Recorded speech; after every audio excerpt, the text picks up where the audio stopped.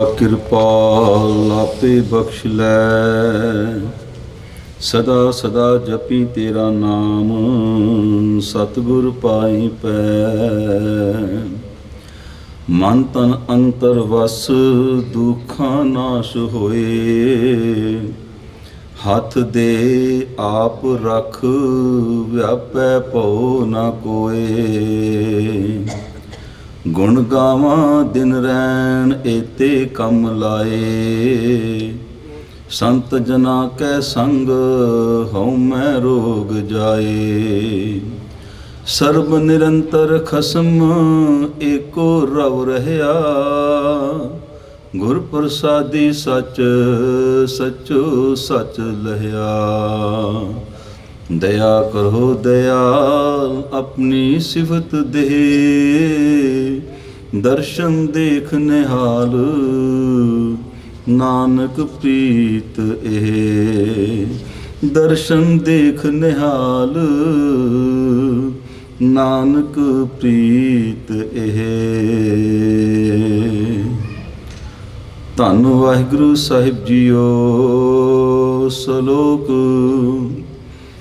ਰਾਚ ਰਹੇ ਬਨਿਤਾ ਬਿਨੋਦ। ਕੁਸਮ ਰੰਗ ਬਿਖਸੋਰ ਸ਼ਰਨੀ ਪਰੋਂ ਬਿਨਸ ਜਾਏ ਮੈਂ ਮੋਰ। ਪੌੜੀ ਰੇ ਮਨ ਬਿਨ ਹਰ ਜੈ ਰਛੋ। ਤਹਿ ਤੈ ਬੰਧਨ ਪਾਹੇ। ਜਹ ਬਿਦ ਕਤਹੂ ਨਾ ਛੂਟੀਐ। ਸਾਕਤ ਤੇਉ ਕਮਾਹੇ। ਹਉ ਹਉ ਕਰਤੇ ਕਰਮ ਰਤ। ਤਾਕੋ ਭਾਰ ਅਫਾਰ। ਪ੍ਰੀਤ ਨਹੀਂ ਜੋ ਨਾਮ ਸਿਉ। ਤੋ ਏਉ ਕਰਮ ਬਿਕਾਰ। ਬਾਧੇ ਜਮ ਕੀ ਜੇਵਰੀ। ਮੀਠੀ ਮਾਇਆ ਰੰਗ। ਭ੍ਰਮ ਕੇ ਮੋਹੇ ਨਾ ਬੁਝੈ। ਸੋ ਪ੍ਰਭ ਸਦਹੂ ਸੰਗ।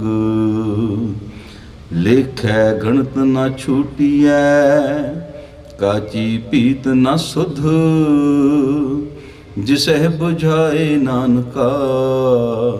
ਤੈ ਗੁਰਮੁਖ ਨਿਰਮਲ ਬੁੱਧ।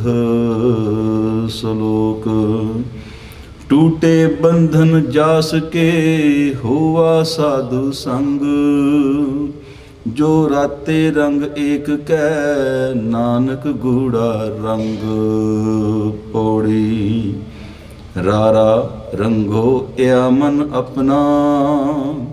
ਹਰ ਹਰ ਨਾਮ ਜਪੋ ਜਪ ਰਸਨਾ। ਰੇ ਰੇ ਦਰਗਾਹ ਕਹਿ ਨਾ ਕੋ। ਆਓ ਬੈਠ ਆਦਰ ਸ਼ੁਭ ਦੇਉ। ਓਆ ਮਹਿਲੀ ਪਾਵੈਂ ਤੂੰ ਬਾਸਾ। ਜਨਮ ਮਰਨ ਨਹਿ ਹੋਏ ਬਿਨਾਸਾ। ਮਸਤਕ ਕਰਮ ਲਿਖਿਓ। ਮਸਤਕ ਕਰਮ ਲਿਖਿਓ ਤੁਰ ਜਾ ਕੈ। ਹਰ ਸੰਪੈ ਨਾਨਕ ਘਰ ਤਾਕੈ। ਮਸਤਕ ਕਰਮ ਲਿਖਿਓ ਤੁਰ ਜਾ ਕੈ। ਹਰ ਸੰਪੈ ਨਾਨਕ ਘਰ ਤਾਕੈ। ਵਾਹਿਗੁਰੂ ਜੀ ਕਾ ਖਾਲਸਾ। ਵਾਹਿਗੁਰੂ ਜੀ ਕੀ ਫਤਿਹ। ਹਾਜ਼ਰਾ ਹਜ਼ੂਰ ਜ਼ਹਰਾ ਜ਼ਹੂਰ ਸਰਬ ਕਲਾ ਭਰਪੂਰ। ਚਵਰ ਛਤਰ ਤਖਤ ਦੇ ਮਾਲਕ ਧੰਨ ਧੰਨ ਸਾਹਿਬ ਸ੍ਰੀ ਗੁਰੂ ਗ੍ਰੰਥ ਸਾਹਿਬ ਮਹਾਰਾਜ ਜੀ ਦੀ ਹਜ਼ੂਰੀ ਵਿੱਚ ਹਾਜ਼ਰੀਆਂ ਭਰ ਰਹੇ ਸਰਬ ਸੰਗਤਾਂ ਵੱਡੇ ਭਾਗਾਂ ਵਾਲੇ ਹੋ। ਜੋ ਸਮਾਂ ਆਪ ਜੀ ਨੇ ਇਸ ਲੇਖੇ ਲਾਇਆ ਹੈ। ਬੜੇ ਪਿਆਰ ਸਤਿਕਾਰ ਦੇ ਨਾਲ ਗੁਰਬਾਣੀ ਕੀਰਤਨ ਆਪ ਜੀ ਸ਼ਰਵਣ ਕਰ ਰਹੇ ਸੋ।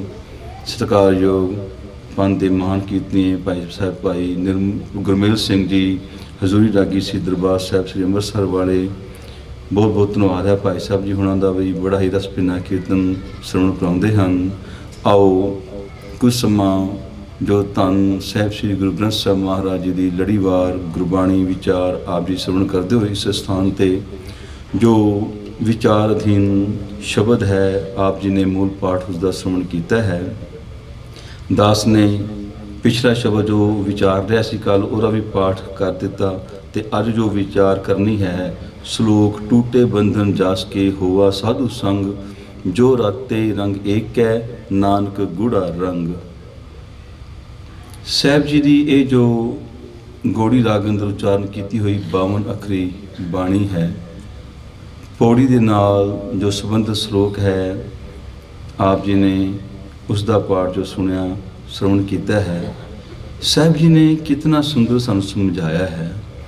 टूटे बंधन जास के होवा साधु संग, उस दे बंधन टुटण वाले हैं जिन्हां नूं गुरु की संगत प्राप्त हो रही है, हो गई है। जो राते रंग एक है नानक गूढ़ा रंग, जिहड़े हरि परमात्मा दे रंग दे विच रंगे जाते हैं तो यह रंग ऐसा है गूढ़ा रंग कसुंभ वाला। और इस श्लोक के अंदर जो साहब जी ने सानू समझाया है कि टुटण की वाले हैं बंधन, टूटे बंधन जास के। बंधन तो की भाव है? बंधन तो भाव है गुलामी, बंधन तो भाव है जिहड़े पैर विच जंजीरां पईयां होईयां ने। बंधन तो भाव है जिस दे अधीन मनुख हो गया है तो उसका छुटन का यतन है, तो यतन किवें कीता जावे, किवें छुटिया जावे।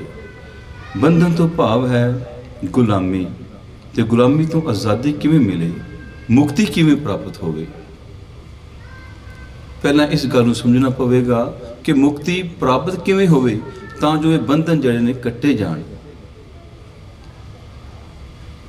ते मुक्ति है किवें प्राप्त हो सकती है? क्योंकि धर्म की दुनिया के अंदर जो असी विचारते हाँ, देखते हाँ, इतिहास पढ़ते हाँ कि धर्म के ठेकेदारां ने, पुजारियों ने बड़ा ही लोकाई नूं ना गधी केड़ पाया, समझ लो। इतना जिहड़ा है ताना बाना उलझिया पिया है कर्म कांड वहम भरम दे विच कि मुक्ति जिहड़ी है प्राप्त होवेगी, पर किस तरह? मरण उपरंत, मरण मुक्ति। शीर्ष जिहड़ा खत्म हो जाएगा, जीवन खत्म हो जाएगा तो बंधना तो मुक्ति हो जाएगी। पर उहदे लई जो जाप है, जो पाठ है, जो कर्म कांड है वो असी दसांगे। और इत्थों तक कि एक करवत आ रहा है जिस दे अधीन अपने आप को कटवा लैण दे नाल सारा उस तो पहला अपना धन संपदा है सब कुछ दान कर देने तो बाद जिहड़ा है मुक्ति प्राप्त होवेगी। तो गुरबाणी ने भी मुक्ति की गल की है कि मुक्ति प्राप्त होवेगी, पर मरण उपरंत नहीं। ये मुक्ति प्राप्त होवेगी जीवन मुक्त, जिउंदियां ही ये जिहड़ी है मुक्ति सानू मिलेगी। जीवन मुक्त सो आखी है मर जीवै मरिया, जन नानक सतगुरु मेल हर जग दुत्तर तरिया। मुक्ति है पर जीवन मुक्ति, जिउंदे जी मुक्ति मिले ना, पता तो लगे कि इहदा आनंद की है, की रस है इहदा। भगत बेणी जी कहते ने गुरबाणी के अंदर, बेणी कहे सुनो रे भगतो मरण मुक्त किन पाई। मरण तो बाद मुक्ति मिलेगी, किनू पता लग्या? किसी ने दसिया आके कि मुक्ति प्राप्त हो गई। ये मुक्ति जिहड़ी है जिउंदे जी जिहड़ी है सानू मिलनी चाहिदी है। तो ये किस तरह प्राप्त हो सकती है? ये गुरु के सन्मुख होए रह ही जिहड़ा है ये जो मुक्ति है प्राप्त हुंदी है। तो बंधना तो छुटकारा हो जावे तां। ते बंधन की ने? मनुख दे औगण। क्योंकि मुक्ति चाहिदी है, हरेक नूं चाहिदी है, पर किस तरह प्राप्त होवे? मुक्ति है कि मुक्ति है मनुख दे औगणा तो छुटकारा। जो औगण ने वो साडे विच भरे पे ने, ऐसे भरे हुए ने कि उन्हां तो छुटकारा पाना बड़ा जरूरी है तां जो असीं जीवन मुक्त हो सकीए। ते औगणा नूं खत्म करके जिंदगी दे अंदर गुण उन्हां दे धारनी होना पवेगा। ते औगणा करके जिहड़ा है ये जम्मां दी फाही है, ये जंजीरां साडे पैरां विच पईयां ने। ਗੁਰੂ ਨਾਨਕ ਦੇਵ ਮਹਾਰਾਜ ਜੀ ਨੇ ਬਾਣੀ 'ਚ ਬੜਾ ਸੁੰਦਰ ਸਮਝਾਇਆ, ਨਾਨਕ ਔਗਣ ਜੇਤੜੇ ਤੇ ਗਲੀ ਜੰਜੀਰ। ਗੱਲ ਵਿੱਚ ਜਿਹੜੀ ਫਾਹੀ ਪਈ ਹੈ ਨਾ ਜਮਾਂ ਦੀ ਔਗਣਾਂ ਦੀ, ਇਹ ਸਭ ਔਗਣਾਂ ਕਰਕੇ ਹੈ। ਇਹਦੇ ਲਈ ਸਾਨੂੰ ਗੁਣਵਾਨ ਹੋਣਾ ਪਵੇਗਾ। ਉਹ ਪਰਮੇਸ਼ਰ ਦੇ ਦੈਵੀ ਗੁਣ ਸਾਡੇ ਵਿੱਚ ਆ ਜਾਣ। ਗੁਣ ਹੋਣ, ਜੇ ਗੁਣ ਹੋਣ ਤਾਂ ਕੱਟੀਆਂ ਸੇ ਭਾਈ ਸੇ ਵੀਰ। ਜਦੋਂ ਔਗਣ ਖਤਮ ਹੋਣਗੇ, ਅੰਦਰ ਗੁਣ ਆਣਗੇ ਨਾ, ਤੇ ਇਹ ਗੁਣ ਹੀ ਸਾਡੇ ਭਾਈ ਨੇ, ਸਾਡੇ ਵੀਰ ਹਨ, ਜਿਹੜੇ ਸਾਡਾ ਸਾਥ ਦੇਣ ਵਾਲੇ ਹਨ। ਅੱਗੇ ਗਏ ਨਾ ਮੰਨਿਆਨ, ਮਾਰ ਕੱਢੋ ਵੇ ਪੀਰ। ਵੇ ਪੀਰ ਤੋਂ ਹੁੰਦਾ ਹੈ ਜਿਹੜੇ ਬੇਮੁਰਸ਼ਿਦ ਹਨ, ਜਿਹੜੇ ਕਿ ਨਿਗੂਰੇ ਹਨ। ਉਹ ਕੀ ਨੇ? ਔਗਣ। ਜਿੱਥੇ ਸਾਡਾ ਲੇਖਾ ਹੋਣਾ ਹੈ, ਉੱਥੇ ਜੇ ਔਗਣ ਨੇ ਨਾ ਨਾਲ, ਉਹਨਾਂ ਨੇ ਸਾਥ ਨਹੀਂ ਦੇਣਾ, ਕਿਉਂਕਿ ਉਹ ਵੇ ਪੀਰ ਨੇ। ਉੱਥੇ ਸਾਡੇ ਗੁਣਾਂ ਨੇ ਸਾਡੀ ਜਿਹੜੀ ਹੈ ਹਾਮੀ ਭਰਨੀ ਹੈ। ਗੁਰੂ ਨਾਨਕ ਦੇਵ ਮਹਾਰਾਜ ਜੀ ਜੋ ਤੁਰੰਬੇ ਦੀ ਧਰਤੀ ਤੇ ਗਏ ਨਾ, ਸੱਜਣ ਠੱਗ ਨੂੰ ਜਾ ਕੇ ਮਿਲੇ, ਤੇ ਉੱਥੇ ਉਹਨਾਂ ਨੇ ਉਪਦੇਸ਼ ਕਰਦਿਆਂ ਹੋਇਆ ਸੱਜਣ ਨੂੰ ਇਹੀ ਸਮਝਾਇਆ ਸੀ, ਉੱਜਲ ਕਹਿ ਚਿਲਕਣਾ, ਘੋਟਮ ਕਾਲੜੀ ਮਸ, ਧੋਤਿਆਂ ਜੂਠਣਾ ਉਤਰੈ, ਜੇ ਸੋ ਧੋਵਾਂ ਤਿਸ। ਫਿਰ ਅੱਗੇ ਕਿਹਾ ਸੀ, ਸੱਜਣ ਸਈ ਨਾਲ ਮੈਂ ਚਲਦਿਆਂ ਨਾਲ ਚਲਨ, ਜਿੱਥੇ ਲੇਖਾ ਮੰਗੀ ਹੈ ਤਿੱਥੇ ਖੜੇ ਦਿਸਣ। ਜਿੱਥੇ ਲੇਖਾ ਹੋਣਾ ਨਾ, ਉੱਥੇ ਨਾਲ ਖੜੇ ਹੋਣ ਕਿ ਅਸੀਂ ਨਾਲ ਖੜੇ ਹਾਂ। ਹਾਂ, ਇਹ ਨਾਮ ਜਪਣ ਵਾਲਾ ਹੈ, ਇਹ ਦਾਨੀ ਹੈ, ਇਹ ਪੁੰਨੀ ਹੈ, ਇਹ ਧਰਮ ਦੇ ਲਈ ਕੁਝ ਕਰਨ ਵਾਲਾ, ਸਮਾਜ ਦੇ ਲਈ ਕੁਝ ਕਰਨ ਵਾਲਾ ਹੈ। ਇਹ ਜਿਹੜੇ ਸ਼ੁਭ ਗੁਣ ਨੇ ਨਾ, ਨਿਮਰਤਾ ਭਾਵ, ਗਰੀਬੀ ਭਾਵ, ਅੰਦਰ ਦਾ ਸਹਿਜ, ਅੰਦਰ ਦਾ ਆਤਮਕ ਖੇੜਾ, ਇਹ ਸਾਡੇ ਗੁਣ ਹਨ। ਤੇ ਇਹ ਗੁਣਾਂ ਦੀ ਵਿਚਾਰ ਗੁਰੂ ਨਾਨਕ ਦੇਵ ਮਹਾਰਾਜ ਨੇ ਸੱਜਣ ਨੂੰ ਸਮਝਾਈ ਤੇ ਆਖਿਆ ਕਿ ਇਹ ਜਦੋਂ ਗੁਣ ਅੰਦਰ ਆਣਗੇ ਨਾ, ਸਾਨੂੰ ਮੁਕਤੀ ਪ੍ਰਾਪਤ ਹੋਵੇਗੀ। ਇਹ ਜੋ ਮੁਕਤੀ ਹੈ ਸਾਨੂੰ ਤਾਂ ਹੀ ਮਿਲੇਗੀ ਜੇ ਅਸੀਂ ਅੰਦਰ ਪ੍ਰਮਾਤਮਾ ਦੀ ਯਾਦ ਨੂੰ ਰੱਖਦੇ ਹਾਂ। ਤੇ ਯਾਦ ਐਸੀ, ਤੇ ਭਗਤ ਰਵਿਦਾਸ ਜੀ ਦਾ ਵੀ ਬੜਾ ਪਿਆਰਾ ਇੱਕ ਸ਼ਬਦ ਹੈ, ਉਹਦੇ ਵਿੱਚ ਉਹਨਾਂ ਨੇ ਆਖਿਆ ਕਿ ਉਹ ਪ੍ਰਮਾਤਮਾ ਜਿਹੜਾ ਪ੍ਰਾਣਾਂ ਤੋਂ ਪਿਆਰਾ ਹੈ, ਜਦੋਂ ਉਹ ਸਾਡੇ ਹਿਰਦੇ ਵਿੱਚ ਆਂਦਾ ਨਾ, ਮਿਲਤ ਪਿਆਰੋ ਪ੍ਰਾਨ ਨਾਥ ਕੌਣ ਭਗਤ ਤੇ। ਪਰ ਉਹ ਕਿਹੜੀ ਭਗਤੀ ਕੀਤਿਆਂ ਉਹ ਪ੍ਰਮਾਤਮਾ, ਉਹ ਪ੍ਰਾਣ ਨਾਥ ਸਾਡੇ ਹਿਰਦੇ ਵਿੱਚ ਆ ਜਾਵੇ, ਤਾਂ ਉਹਨਾਂ ਨੇ ਬੜੀ ਸੋਹਣਾ ਇੱਕ ਅੱਗੇ ਜਵਾਬ ਵੀ ਆਪੇ ਦਿੱਤਾ ਹੈ। ਗੁਰਬਾਣੀ ਵਿੱਚ ਬੜੇ ਸ਼ਬਦ ਨੇ ਗੁਰੂ ਸਾਹਿਬ ਜੀ ਦੇ, ਭਗਤ ਸਾਹਿਬਾਨ ਜੀ ਦੇ। ਪਹਿਲਾਂ ਆਪ ਹੀ ਸਵਾਲ ਕਰਦੇ ਨੇ ਸਾਡੇ ਲਈ, ਸਾਨੂੰ ਸੇਧ ਦੇਣ ਵਾਸਤੇ, ਫਿਰ ਅਗਲੀ ਪੰਕਤੀ ਵਿੱਚ ਉਸ ਦਾ ਜਵਾਬ ਵੀ ਦਿੰਦੇ ਨੇ। ਕਈ ਵਾਰੀ ਤਾਂ ਇੱਕੋ ਪੰਕਤੀ ਹੁੰਦੀ ਹੈ, ਅੱਧੀ ਪੰਕਤੀ ਪਹਿਲਾਂ ਸਵਾਲ ਹੈ, ਅੱਧੀ ਦੂਸਰੀ ਵਿੱਚ ਪਿਛਲਾ ਹਿੱਸਾ ਜਿਹੜਾ ਹੈ ਉਹਦਾ ਜਵਾਬ ਹੁੰਦਾ ਹੈ। ਤੇ ਹੁਣ ਭਗਤ ਰਵਿਦਾਸ ਜੀ ਆਖਦੇ ਨੇ, ਮਿਲਤ ਪਿਆਰੋ ਪ੍ਰਾਣ ਨਾਥ ਕਮਨ ਭਗਤ ਤੇ। ਉਹ ਪ੍ਰਾਣਾਂ ਤੋਂ ਪਿਆਰਾ ਜਿਹੜਾ ਪ੍ਰਮਾਤਮਾ ਹੈ, ਕਿਹੜੀ ਭਗਤੀ ਕੀਤਿਆਂ ਸਾਨੂੰ ਪ੍ਰਾਪਤ ਹੋ ਸਕਦਾ ਹੈ। ਫਿਰ ਆਪੇ ਜਵਾਬ ਦਿੰਦੇ ਨੇ, ਸਾਧ ਸੰਗਤ ਪਾਈ ਪਰਮ ਗਤੇ। ਗੁਰੂ ਦੀ ਸੰਗਤ ਵਿੱਚ ਬੈਠ ਕੇ ਸਾਨੂੰ ਇਹ ਪਰਮ ਆਨੰਦ, ਪਰਮ ਗਤੀ ਪ੍ਰਾਪਤ ਹੋ ਸਕਦੀ ਹੈ। ਔਗਣਾਂ ਤੋਂ ਛੁਟਕਾਰਾ ਹੋ ਸਕਦਾ ਹੈ, ਮੁਕਤੀ ਪ੍ਰਾਪਤ ਹੋ ਸਕਦੀ ਹੈ। ਪਰ ਮਨੁੱਖ ਜਿਹੜਾ ਹੈ, ਇਹ ਉਸ ਪਰਮਾਤਮਾ ਦਾ ਰੂਪ ਹੈ, ਉਸ ਪਰਮਾਤਮਾ ਤੋਂ ਆਈਆਂ ਆਤਮਾਵਾਂ। ਮਨ ਤੂੰ ਜੋ ਸਰੂਪ ਹੈ, ਆਪਣਾ ਮੂਲ ਪਛਾਣ। ਮਨ ਹਰ ਜੀ ਤੇਰੇ ਨਾਲ ਹੈ, ਸਦਾ ਸਦਾ ਰੰਗ ਮਾਣ। ਹਮੇਸ਼ਾ ਰੰਗ ਮਾਣ ਪਰਮਾਤਮਾ ਦੇ ਨਾਮ ਦਾ, ਉਹ ਸਦਾ ਤੇਰੇ ਨਾਲ ਹੈ। ਪਰ ਮਨੁੱਖ ਸਮਝਦਾ ਨਹੀਂ, ਕਿਉਂਕਿ ਫਾਹੀ ਪਈ ਹੋਈ ਹੈ, ਜੰਜੀਰਾਂ ਪਈਆਂ ਨੇ। ਤੇ ਇਹ ਜੋ ਪਰਮਾਤਮਾ ਦੀ ਪੈਦਾ ਕੀਤੀ ਮਾਇਆ ਨਾ, ਇਹਦੇ ਵਿੱਚ ਇਤਨਾ ਕੁ ਗਲਤਾਨ ਹੋ ਜਾਂਦਾ ਕਿ ਪਰਮਾਤਮਾ ਨੂੰ ਭੁਲਾ ਕੇ ਜੋ ਜੀਵਨ ਜਿੰਦਾ ਹੈ ਨਾ, ਔਗਣਾਂ ਦੇ ਨਾਲ ਭਰ ਜਾਂਦਾ ਹੈ। ਇਹ ਪਹਿਲਾਂ ਮਨ ਦੇ ਵਿੱਚ ਖਿਆਲ ਆਉਂਦਾ ਹੈ, ਕੋਈ ਬੁਰਾ ਖਿਆਲ, ਉਹਨੂੰ ਫਿਰ ਪ੍ਰੈਕਟੀਕਲੀ ਆਪਣੀ ਲਾਈਫ 'ਚ ਲੈ ਕੇ ਆਉਂਦਾ ਮਨੁੱਖ। ਇੱਕ ਵਾਰੀ ਗਲਤੀ ਕੀਤੀ, ਕਿਸੇ ਨੇ ਸਮਝਾ ਦਿੱਤਾ, ਤਾਂ ਉਹਦੇ ਤੋਂ ਛੁਟਕਾਰਾ ਹੋ ਸਕਦਾ ਹੈ, ਸੰਭਲ ਸਕਦਾ ਹੈ। ਪਰ ਜੇ ਨਹੀਂ ਸੰਭਲਿਆ ਗਿਆ, ਸਮਝਾਇਆ ਵੀ ਨਹੀਂ ਸਮਝਿਆ, ਇੱਕ ਵਾਰੀ ਦੁਹਰਾਇਆ, 2 ਵਾਰੀ, 4 ਵਾਰੀ, 8 ਵਾਰੀ, 10 ਵਾਰੀ, ਉਹ ਹੌਲੀ ਹੌਲੀ ਉਹ ਜਿਹੜੀ ਕੀਤੀ ਗਲਤੀ ਨਾ, ਉਸ 'ਚ ਉਹਨੂੰ ਰਸ ਆਉਣ ਲੱਗ ਜਾਂਦਾ ਹੈ, ਤੇ ਉਹ ਉਹਦੀ ਆਦਤ ਬਣ ਜਾਂਦੀ ਹੈ। ਆਦਤ ਵੀ ਛੁੱਟ ਸਕਦੀ ਹੈ। ਆਦਤ ਵੀ ਜਿਹੜੀ ਹੈ, ਕੋਈ ਚੰਗਾ ਬੰਦਾ ਮਿਲ ਜਾਵੇ, ਵੀ ਇਹ ਤੇਰਾ ਔਗਣ ਹੈ, ਛੱਡ ਦੇ ਇਹਨੂੰ, ਇਹ ਤੇਰੇ ਲਈ ਚੰਗਾ ਨਹੀਂ, ਤੇਰੇ ਸਰੀਰ ਲਈ ਚੰਗਾ ਨਹੀਂ, ਤੇਰੇ ਪਰਿਵਾਰ ਲਈ ਚੰਗਾ ਨਹੀਂ, ਸਮਾਜ ਲਈ ਚੰਗਾ ਨਹੀਂ, ਔਗਣ ਹੈ, ਤੈਨੂੰ ਸਜ਼ਾ ਵੀ ਹੋ ਸਕਦੀ ਹੈ। ਇਹ ਔਗਣ ਛੱਡ ਦੇਗਾ ਤਾਂ ਸਿੱਧੇ ਰਾਹ ਪੈ ਸਕਦਾ ਹੈ। ਪਰ ਫਿਰ ਵੀ ਉਹ ਸਮਝਾਇਆ ਨਾ ਸਮਝ ਪਾਏ, ਤੇ ਉਹ ਔਗਣ ਹੌਲੀ ਹੌਲੀ ਉਹਦਾ ਪੱਕਾ ਜਿਹੜਾ ਹੈ ਇੱਕ ਸੰਸਕਾਰ ਬਣ ਜਾਂਦਾ ਹੈ। ਪੱਕਾ ਹੀ ਹੋ ਗਿਆ ਵੀ ਸੰਸਕਾਰ ਹੈ, ਤੇ ਆਪਾਂ ਕਈ ਵਾਰੀ ਕਹਿ ਦਿੰਦੇ ਵੀ ਬੰਦੇ ਦੇ ਸੰਸਕਾਰ ਚੰਗੇ ਨੇ, ਬਸ ਉਹ ਸੰਸਕਾਰ ਜਿਹੜੇ ਬਣ ਜਾਂਦੇ ਨੇ ਨਾ, ਇਹੀ ਫੰਦਨ ਬਣਦੇ ਨੇ, ਇਹੀ ਬੰਧਨ ਬਣ ਜਾਂਦੇ ਨੇ, ਇਹੀ ਫਾਹੀਆਂ ਹੋ ਜਾਂਦੀਆਂ ਨੇ। ਤੇ ਇਸੇ ਤੋਂ ਛੁਟਕਾਰਾ ਸਾਹਿਬ ਜੀ ਨੇ ਅੱਜ ਕਿਹਾ ਹੈ ਕਿ ਸਾਨੂੰ ਪ੍ਰਾਪਤ ਹੋ ਜਾਵੇ। ਤੇ ਪ੍ਰਾਪਤ ਕਿਵੇਂ ਹੋਵੇਗਾ? ਗੁਰੂ ਦੀ ਸੰਗਤ ਦੇ ਵਿੱਚ ਆ ਕੇ ਉਸ ਪ੍ਰਮਾਤਮਾ ਦੇ ਨਾਲ ਚਿੱਤ ਜੋੜਿਆ ਹੋਇਆ। ਤੇ ਗੁਰੂ ਦੀ ਸੰਗਤ ਦੀ ਐਸੀ ਮਹਿਮਾ ਹੈ ਜੋ ਗੁਰੂ ਸਾਹਿਬ ਜੀ ਨੇ ਆਖਿਆ ਹੈ, ਟੂਟੇ ਬੰਧਨ ਜਾਸ ਕੇ ਹੋਵਾ ਸਾਧੂ ਸੰਗ। ਉਹਨਾਂ ਦੇ ਜਾਸ ਕੇ ਉਸ ਦੇ ਬੰਧਨ ਟੁੱਟੇ ਜਿਨ੍ਹਾਂ ਨੂੰ ਹੋਵਾ ਸਾਧੂ ਸੰਗ, ਗੁਰੂ ਦੀ ਸੰਗਤ ਪ੍ਰਾਪਤ ਹੋ ਗਈ। ਜੋ ਰਾਤੇ ਰੰਗ ਏਕ ਕੈ ਨਾਨਕ ਗੂੜਾ ਰੰਗ। ਜਿਹੜੇ ਇੱਕ ਪਰਮਾਤਮਾ ਦੇ ਨਾਮ ਦੇ ਨਾਲ ਰਚ ਮਿਚ ਗਏ ਨਾ, ਉਹਨਾਂ ਨੂੰ ਪਰਮਾਤਮਾ ਦੇ ਨਾਮ ਦਾ ਗੂੜਾ ਰੰਗ ਚੜ੍ਹ ਜਾਂਦਾ ਹੈ।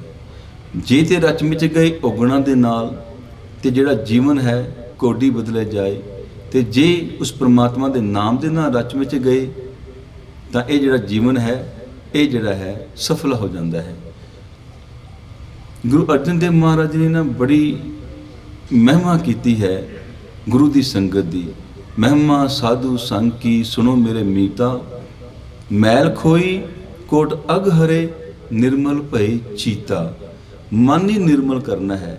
ਮਨ ਜੋ ਨਿਰਮਲ ਹੋਵੇਗਾ, ਅੰਦਰ ਸ਼ੁਭ ਵਿਚਾਰ ਆਣਗੇ। ਇਹ ਗੁਣਾਂ ਦੇ ਨਾਲ ਦੋਸਤੀ ਹੋ ਗਈ। ਸਾਂਝ ਕੀਜੈ ਗੁਣਾ ਕੇਰੀ ਛੋਟ ਅਵਗਣ ਚਲੀ ਹੈ। ਅਵਗੁਣਾਂ ਨੂੰ ਛੱਡ ਦਿਆਂਗੇ। ਜਮਾਂ ਦੀ ਫਾਹੀ ਜਿਹੜੀ ਹੈ, ਇਹ ਜੋ ਬੰਧਨ ਨੇ, ਜਿਹਦੇ ਤੋਂ ਮੁਕਤੀ ਚਾਹੀਦੀ ਹੈ ਮਨੁੱਖ ਨੂੰ, ਇਹ ਪ੍ਰਾਪਤ ਹੋ ਜਾਵੇਗੀ ਤੇ ਅੰਦਰ ਸ਼ੁਭ ਗੁਣ ਜਿਹੜੇ ਆ ਜਾਣਗੇ। ਤੇ ਮਹਿਮਾ ਸਾਧੂ ਸੰਗ ਕੀ, ਗੁਰੂ ਦੀ ਸੰਗਤ ਦੀ ਇਹ ਮਹਿਮਾ ਹੈ ਕਿ ਮੈਲ ਖੋਈ, ਅੰਦਰ ਵਿਕਾਰਾਂ ਦੀ ਜਿਹੜੀ ਮੈਲ ਹੈ ਨਾ, ਖੋਈ ਤੋਂ ਭਾਵ ਚਲੀ ਗਈ, ਦੂਰ ਹੋ ਗਈ।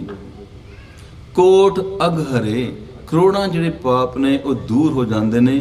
ਤੇ ਮਨ ਜਿਹੜਾ ਹੈ ਨਿਰਮਲ ਭਏ ਚੀਤਾ। ਚੀਤਾ ਤੋਂ ਭਾਵ ਇਹ ਚਿੱਤ, ਸਾਡਾ ਮਨ, ਸਾਡਾ ਹਿਰਦਾ ਪਵਿੱਤਰ ਹੋ ਜਾਂਦਾ ਹੈ। ਇਹ ਮਹਿਮਾ ਹੈ ਗੁਰੂ ਕੀ ਸੰਗਤ ਦੀ। ਪਰ ਗੁਰੂ ਕੀ ਸੰਗਤ ਦੇ ਵਿੱਚ ਆ ਜਾਣਾ ਸ਼ੀਰ ਕਰਕੇ ਇੱਥੋਂ ਤੱਕ ਹੀ ਬਹੁਤ ਨਹੀਂ ਹੈ। ਕਿਉਂਕਿ ਦੇਖੋ ਨਾ, ਸ਼ਬਦ ਬਾਣੀ ਦੇ ਅੰਦਰ ਹਮੇਸ਼ਾ ਮਨ ਨੂੰ ਹੀ ਸਮਝਾਇਆ ਹੈ, ਮਨ ਨੂੰ ਹੀ ਸੰਬੋਧਨ ਕੀਤਾ ਹੈ। ਕਿਉਂਕਿ ਸਤ ਸੰਗਤ ਦੇ ਵਿੱਚ ਜਿੱਥੇ ਅਸੀਂ ਸ਼ੀਰ ਕਰਕੇ ਆਏ ਹਾਂ ਨਾ, ਤੇ ਸ਼ੀਰ ਨੂੰ ਇੱਥੇ ਬਿਠਾ ਕੇ ਮਨ ਜਿਹੜਾ ਉਡਾਰੀ ਮਾਰ ਜਾਂਦਾ ਹੈ, ਕਿਤੇ ਕਿਤੇ ਨਹੀਂ ਹੋ ਆਉਂਦਾ। ਆਪਣੇ ਬਿਜ਼ਨਸ ਤੇ ਘਰ ਇੰਡੀਆ ਪਹੁੰਚ ਜਾਂਦਾ ਹੈ, ਹੋਰ ਕਿਤੇ ਕਿਤੇ ਜਾ ਕੇ ਸੈਰ ਕਰ ਆਉਂਦਾ। ਪਰ ਮਨ ਦੀ ਹਾਜ਼ਰੀ ਜ਼ਰੂਰੀ ਹੈ। ਮਨ ਨੇ ਹੀ ਸ਼ੁਭ ਗੁਣਾਂ ਨੂੰ ਆਪਣੇ ਅੰਦਰ ਧਾਰਨ ਕਰਨਾ ਹੈ ਤੇ ਮਨ ਨੇ ਹੀ ਫਿਰ ਸਰੀਰ ਨੂੰ ਜਿਹੜਾ ਹੈ ਚੰਗੇ ਕੰਮਾਂ ਵਾਲੇ ਪਾਸੇ ਲਾਣਾ ਹੈ। ਇਹਨਾਂ ਹੱਥਾਂ ਨੂੰ, ਇਹਨਾਂ ਅੱਖਾਂ ਨੂੰ, ਇਹਨਾਂ ਨੱਕ ਨੂੰ, ਕੰਨਾਂ ਨੂੰ, ਪੈਰਾਂ ਨੂੰ ਚੱਲ ਕੇ ਸਾਧ ਸੰਗਤ ਵਿੱਚ ਜਾਣਾ ਹੈ। ਪਿੰਗਲ ਪਰਬਤ ਪਾਰ ਪਰੇ ਖਲ ਚਤੁਰਭ ਕੀਤਾ, ਅੰਧਰੇ ਤ੍ਰਿਭਵਨ ਸੂਝਿਆ ਗੁਰ ਭੇਟ ਪੁਨੀਤਾ। ਇਹ ਕਾਹਦੀ ਮਹਿਮਾ ਹੈ? ਗੁਰੂ ਕੀ ਸੰਗਤ ਦੀ। ਜਿਹੜੇ ਪਿੰਗਲੇ ਨੇ ਨਾ, ਜਿਹੜੇ ਹੈਂਡੀਕੈਪਡ ਨੇ, ਜਿਹੜੇ ਵੀਲ ਚੇਅਰ 'ਤੇ ਹੋਣ ਜਾਂ ਬਿਸਤਰੇ 'ਤੇ ਹੋਣ, ਤੁਰ ਫਿਰ ਨਾ ਸਕਦੇ ਹੋਣ, ਸਰੀਰਕ ਤੌਰ 'ਤੇ ਨਹੀਂ, ਮਾਨਸਿਕ ਤੌਰ 'ਤੇ ਜਿਹੜੇ ਧਰਮ ਵਾਲੇ ਪਾਸਿਓਂ ਇਤਨੇ ਕੁ ਪਿੰਗਲੇ ਨੇ, ਉਹਨਾਂ ਦਾ ਮਨ ਹੀ ਨਹੀਂ ਕਰੀ ਕਰਦਾ ਕਿ ਪ੍ਰਮਾਤਮਾ ਦੇ ਨਾਮ ਦੀ ਕੋਈ ਵਡਿਆਈ ਸੁਣ ਲਈਏ, ਗੁਰੂ ਕੇ ਘਰ ਦੀ ਕੋਈ ਵਡਿਆਈ ਸੁਣ ਲਈਏ, ਸੰਗਤ ਵਾਲੇ ਪਾਸੇ ਆ ਜਾਈਏ। ਉਹ ਪਿੰਗਲੇ ਨੇ ਮਨ ਕਰਕੇ। ਤੇ ਮਨ ਕਰਕੇ ਜੋ ਗੁਰੂ ਸਾਹਿਬ ਜੀ ਨੇ ਅੱਜ ਸਾਨੂੰ ਸਮਝਾਇਆ ਹੈ, ਪਿੰਗਲ ਪਰਬਤ ਪਾਰ ਪਰੇ, ਜਿਨ੍ਹਾਂ ਨੇ ਪ੍ਰਮਾਤਮਾ ਦੇ ਨਾਮ ਦੇ ਵਿੱਚ ਸੁਰ ਜੋੜੀ, ਗੁਰੂ ਕੀ ਸੰਗਤ ਵਿੱਚ ਆ ਕੇ ਨਾਮ ਜਪਿਆ, ਉਹ ਜਿਹੜੇ ਮਨ ਕਰਕੇ ਪਿੰਗਲੇ ਨੇ ਨਾ, ਉਹ ਪਰਬਤ ਪਾਰ ਪਰੇ, ਪਰਬਤ ਪਹਾੜ ਚੜ੍ਹ ਗਏ। ਵਰਨਾ ਕੋਈ ਪਿੰਗਲਾ ਪਹਾੜ ਚੜ੍ਹ ਸਕਦਾ ਹੈ? ਖਲ ਚਤੁਰ ਬਕੀਤਾ, ਜਿਹੜਾ ਮੂਰਖ ਹੈ ਨਾ, ਉਹ ਚਤੁਰ ਬਕੀਤਾ, ਵਿਆਖਿਆਨ ਕਰਨ ਵਾਲਾ ਹੋ ਜਾਂਦਾ ਹੈ, ਵਿਆਖਿਆਕਾਰ ਹੋ ਜਾਂਦਾ ਹੈ, ਧਰਮ ਦੀਆਂ ਗੱਲਾਂ, ਚੰਗੀਆਂ ਗੱਲਾਂ ਕਰਨ ਵਾਲਾ ਹੋ ਜਾਂਦਾ ਹੈ। ਇਹਦੇ ਸਾਖੀ ਵੀ ਸਾਡੇ ਸਾਹਮਣੇ ਹੈ। ਸਾਹਿਬ ਸ੍ਰੀ ਗੁਰੂ ਹਰਕ੍ਰਿਸ਼ਨ ਸਾਹਿਬ ਮਹਾਰਾਜ ਜੀ ਦੀ ਪੰਜੋਖੜੇ ਛੜੀ ਰੱਖੀ ਹੈ। ਉਸ ਜਿਹੜਾ ਬੋਲ ਨਹੀਂ ਸਕਦਾ, ਸੁਣ ਨਹੀਂ ਸਕਦਾ, ਤੇ ਉਹ ਜਿਹੜਾ ਜਾਦੂ ਹੈ ਛੜੀ ਵਿੱਚ ਨਹੀਂ, ਗੁਰੂ ਦੀ ਨਜ਼ਰੇ ਰਹਿਮਤ ਦੇ ਵਿੱਚ ਹੈ, ਗੁਰੂ ਦੇ ਸਨਮੁਖ ਹੋਇਆ ਹੈ। ਤੇ ਕਿੰਨਾ ਉਹਨੇ ਸੋਹਣੇ ਅਰਥ ਕੀਤੇ ਗੀਤਾ ਦੇ। ਸਾਖੀ ਮੈਂ ਵਿਸਥਾਰ ਨਹੀਂ ਕਰਨੀ, ਆਪ ਜੀ ਨੂੰ ਟੂਕ ਮਾਤਰ ਦੱਸਿਆ ਹੈ। ਖਲ ਚਤੁਰ ਬਕੀਤਾ, ਫਿਰ ਅੰਧਲੇ ਤ੍ਰਿਭਵਨ ਸੂਝਿਆ ਗੁਰ ਭੇਟ ਪੁਨੀਤਾ। ਅੰਧਲੇ ਗੁਰੂ ਸਾਹਿਬ ਜੀ ਨੇ ਬਾਣੀ ਦੇ ਅੰਦਰ ਜਿਹੜਾ ਅੰਦਰਲੇ ਆਖਿਆ ਨਾ, ਅੰਨੇ ਉਹ ਨਹੀਂ ਜਿਨ੍ਹਾਂ ਨੂੰ ਅੱਖਾਂ ਦੇ ਨਾਲ ਦਿਸਦਾ ਨਹੀਂ। ਇਹੋ ਜਿਹੇ ਤਾਂ ਅੰਨਿਆਂ ਦੀ ਗਿਣਤੀ ਸ਼ਾਇਦ ਘੱਟ ਹੈ, ਪਰ ਜਿਹੜੇ ਅਗਿਆਨਤਾ ਦੇ ਹਨੇਰੇ ਵਿੱਚ ਅੰਨੇ ਨੇ ਨਾ, ਉਹਨਾਂ ਦੀ ਗੱਲ ਜਿਹੜੀ ਹੈ ਗੁਰਬਾਣੀ ਵਿੱਚ ਬਹੁਤ ਕੀਤੀ ਹੈ, ਜਿਨ੍ਹਾਂ ਨੂੰ ਕੁਝ ਦਿਖਾਈ ਨਹੀਂ ਦਿੰਦਾ ਕਿ ਅਸੀਂ ਚੰਗਾ ਕੁਝ ਕਰ ਸਕੀਏ। ਆਪਣੇ ਲਈ, ਪਰਿਵਾਰ ਲਈ ਤਾਂ ਕੀ ਕਰਨਾ ਹੈ, ਸਮਾਜ ਦੀ ਬੜੀ ਦੂਰ ਦੀ ਗੱਲ ਹੈ, ਕੁਝ ਵੀ ਨਹੀਂ ਕਰ ਸਕਦੇ। ਉਹ ਰੁਕ ਜਾਂਦੇ ਨੇ ਮਾਨਸਿਕ ਤੌਰ 'ਤੇ, ਉਹ ਰੁਕ ਜਾਂਦੇ ਨੇ, ਉਹਨਾਂ ਦਾ ਵਿਕਾਸ ਜਿਹੜਾ ਹੈ ਕਿਸੇ ਵੀ ਤਰ੍ਹਾਂ ਸੰਭਵ ਨਹੀਂ ਹੁੰਦਾ। ਉਹ ਜਿਹੜੇ ਨੇ ਐਸੇ ਅੰਦਰੇ ਤ੍ਰਿਭਵਨ ਸੁਝਿਆ, ਜੇ ਗੁਰੂ ਦੀ ਰਹਿਮਤ ਹੁੰਦੀ ਹੈ, ਗੁਰੂ ਦੀ ਸੰਗਤ ਵਿੱਚ ਆ ਕੇ ਨਾਮ ਦੇ ਨਾਲ ਜੁੜਦੇ ਨੇ, ਤਿੰਨਾਂ ਭਵਨਾਂ ਦੀ, ਭਾਵ ਕਿ ਸਾਰੀ ਲੋਕਾਈ ਦੀ ਉਹਨਾਂ ਨੂੰ ਸਮਝ ਆ ਜਾਂਦੀ ਹੈ, ਸੂਝ ਆ ਜਾਂਦੀ ਹੈ। ਪਰ ਕਦੋਂ?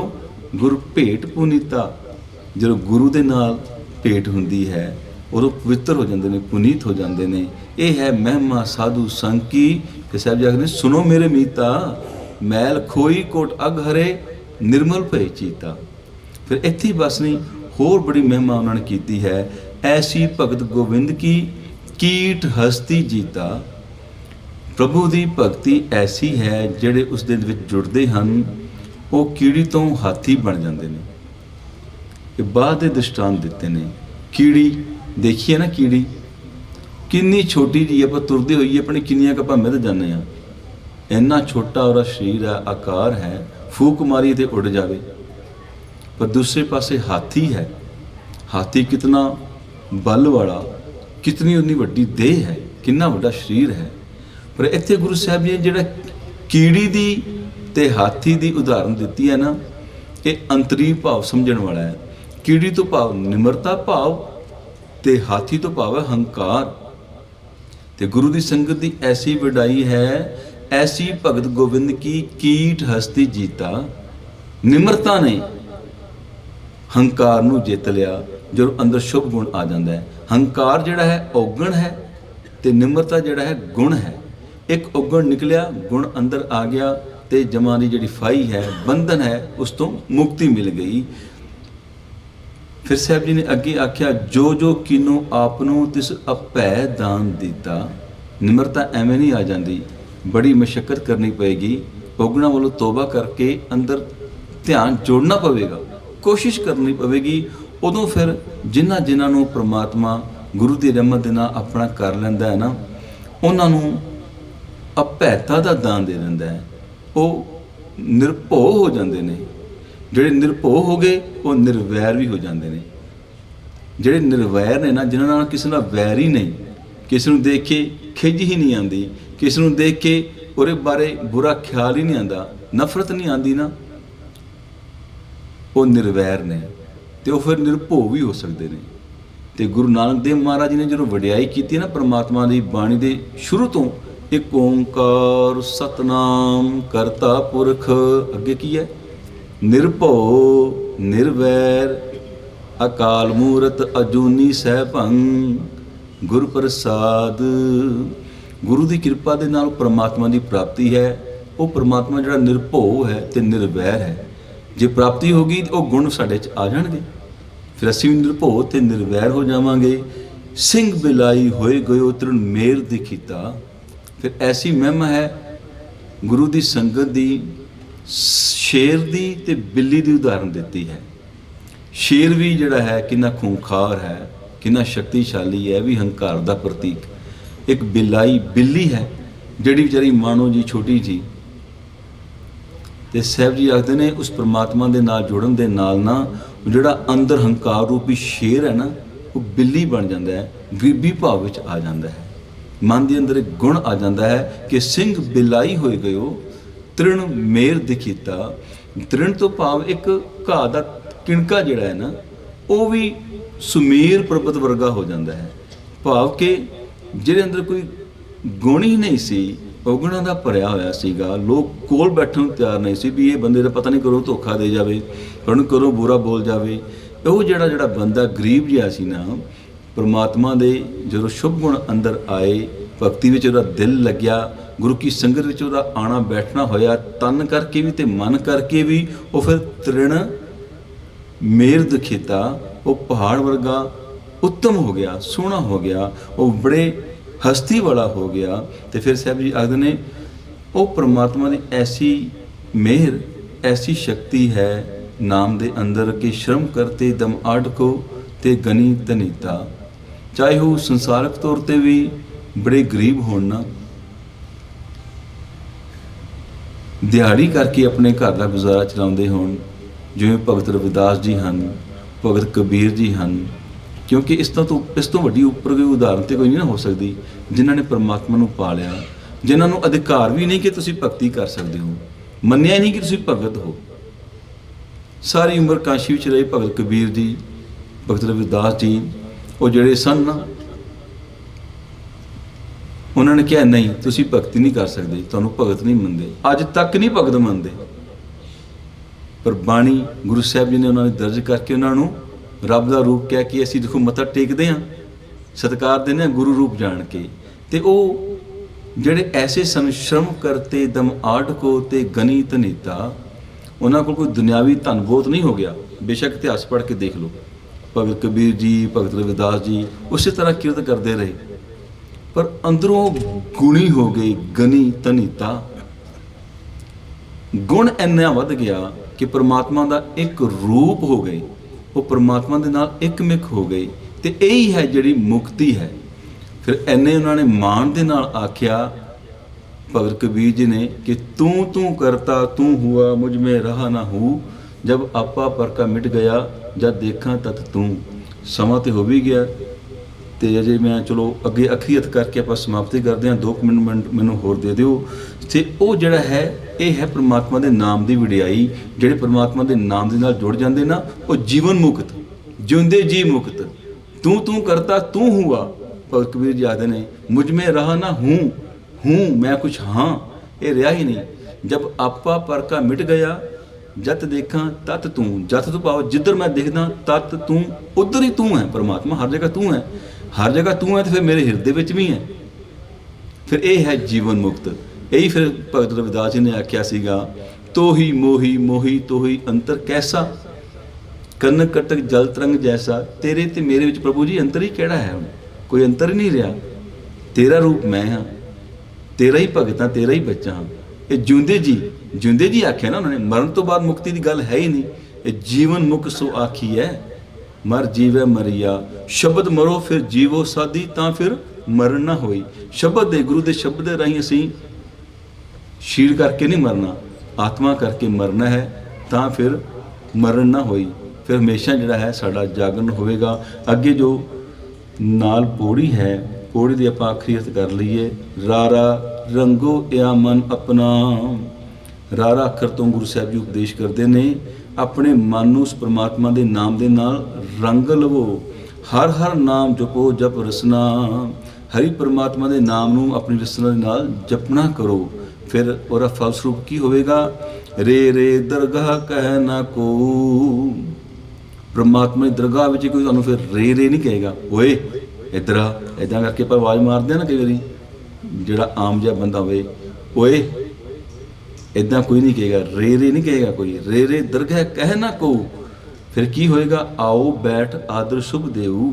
सगों कहणगे आओ बैठो जी, सोहना शुभ आदर तुहानूं मिलेगा। ओ महली पावे तू बासा। फिर वो परम पदवी जिन्हों मुक्ति आखते ने, परमात्मा की गोद दे विच तेरा वासा हो जाएगा। जन्म मरण न होए विनाशा। जन्म मरण भी कटिया जाएगा, तो आत्मक तौर पर तेनों जिहड़ा है मुक्ति प्राप्त होगी। आत्मक तौर पर तो हमेशा तू अमर हो जाएगा। मस्तक कर्म लिखियो तुर जाकै। जिस परमात्मा ने जीवां दे मत्थे ते ये भाग लिख दिते हन, हर संपै नानक घर ताकै। उन्हां दे हिरदे रूपी घर विच हर संपै, संपै तो भाव है संपत्ति, धन। हरि परमात्मा जिहड़ा धन है ना, उन्हां दे हिरदे विच प्रगट हो जाता है। पर मेहर किहदी है? गुरु की संगत दी। ते सतगुर सिख को नाम धन दे, गुर का सिख वडभागी है। बस असीं अपनियां बिरतियां नूं इकागर करन दी कोशिश करिए, जिस दे नाल असीं जिहड़ा इह जीवन मुक्त हो के उस परमात्मा की गोद का आनंद जिउंदे जी मान सकीए। जिवें गुरु साहब जी ने बाणी में सानूं समझाया है, ये बाणी साडे लई है। ये भी उन्होंने लिख दी ते असीं कह दईए भी भगत कबीर जी ने आख्या, गुरु साहब जी ने आख्या, वो भी साडे लई आख्या। ਅਸੀਂ ਉਸ 'ਤੇ ਚੱਲਣਾ ਹੈ, ਅਮਲ ਕਰਨਾ ਹੈ। ਸੋ ਸਾਹਿਬ ਜੀ ਰਹਿਮਤ ਕਰਨ। ਸਮਾਂ ਮੈਂ ਥੋੜ੍ਹਾ ਜ਼ਿਆਦਾ ਲੈ ਗਿਆ ਹਾਂ, ਇਸ ਲਈ ਭੁੱਲ ਚੁੱਕ ਦੀ ਮਾਫੀ ਬਖਸ਼ਿਸ਼ ਕਰਨਾ। ਅਤੇ ਆਓ ਇੱਕ ਵਾਰੀ ਫਤਿਹ ਨਾਲ ਸਾਂਝ ਪਾਈਏ। ਵਾਹਿਗੁਰੂ ਜੀ ਕਾ ਖਾਲਸਾ, ਵਾਹਿਗੁਰੂ ਜੀ ਕੀ ਫਤਿਹ।